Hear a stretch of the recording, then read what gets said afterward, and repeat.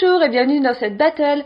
Aujourd'hui, on va confronter le déodorant de chez Schmitt et un déodorant de chez Ben & Anna.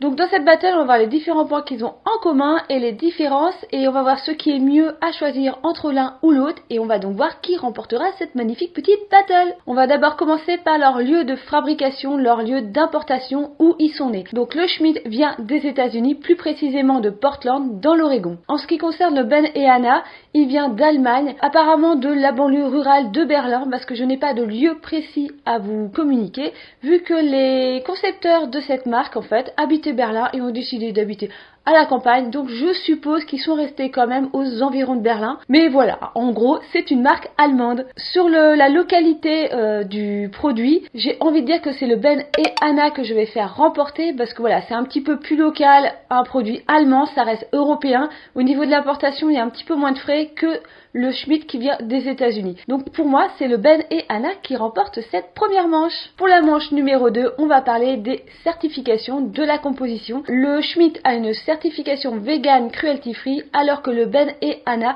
est donc vegan aussi. Il est cruelty free aussi, mais en plus il a une certification Natru et une certification ICADA. Alors ces deux certifications sont vraiment super bien, en tout cas le Natru. Ça ne veut pas dire que le Schmitt n'est pas bien parce qu'il n'a pas de certification, disons que lui n'a pas payé un organisme pour avoir une certification. Je donne quand même le point à Ben & Anna pour cette manche, car je préfère quand même avoir un produit qui a une très belle certification, donc la certification Natru. Donc voilà, c'est vraiment si vous êtes à fond dans les certifications, sinon les deux se valent, voilà, c'est presque ex aequo, mais il faut vraiment que je donne un point dans cette manche à l'un des deux produits, donc ce sera le Ben & Anna. Au niveau de la composition, les deux sont donc exemplaires. Par contre, il y a quand même une sacrée différence, c'est sur la liste d'ingrédients. Pour le Schmitt, on a vraiment une liste super courte, alors que le Ben & Anna est vraiment super long, limite à rallonge, voire avec des trucs peut-être totalement inutiles, donc c'est pas super top. Au niveau de la composition, pour le Schmitt, on retrouve le bicarbonate de sodium à peu près au milieu de la composition, alors que pour le Ben & Anna,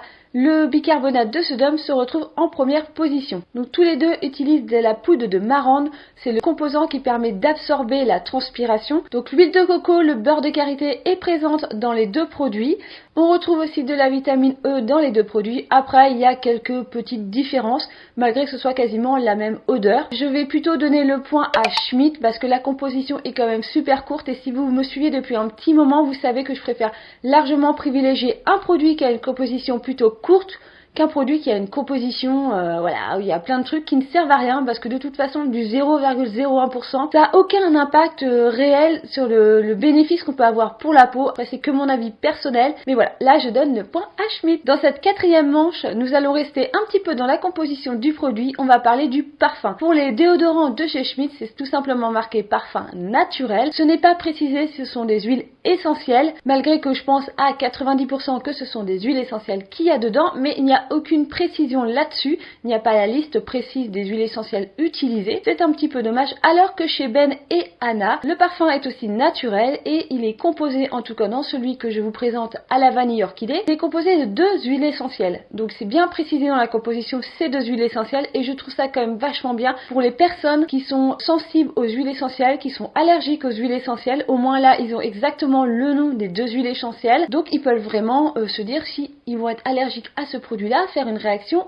ou pas. Alors que le Schmitt, c'est un petit peu qui tout double, j'ai envie de dire. Donc dans cette manche, le point revient à Ben & Anna. Ensuite, nous allons parler dans la prochaine manche de l'emballage. Pour le Schmitt, nous avons un emballage plastique, donc le fameux stick qu'on peut trouver partout, mais il existe aussi en format pot en verre avec son petit couvercle en plastique. Pour le Ben & Anna, on se retrouve avec un tube en carton, donc qui est compostable, qui est totalement recyclable, c'est biodégradable. On peut retrouver aussi le Ben & Anna dans une version stick en plastique comme les Schmitt. Donc là, entre le plastique ou le verre, ou le carton ou le plastique, mon point ira chez Ben & Anna, parce que je trouve vraiment beaucoup mieux, et on va dire leur produit d'appel, c'est vraiment ce tube en carton qu'on utilise comme un vieux système de pouce-pouce pour ceux qui ont mangé ce type de glace dans leur enfance. C'est exactement le même principe, et je trouve vraiment le packaging super top. Et dans cette dernière manche, je vais vous parler du prix du produit, parce qu'il faut quand même prendre en compte le prix du produit. Alors, dans le déodorant Schmitt, le stick qui fait 92 grammes coûte en moyenne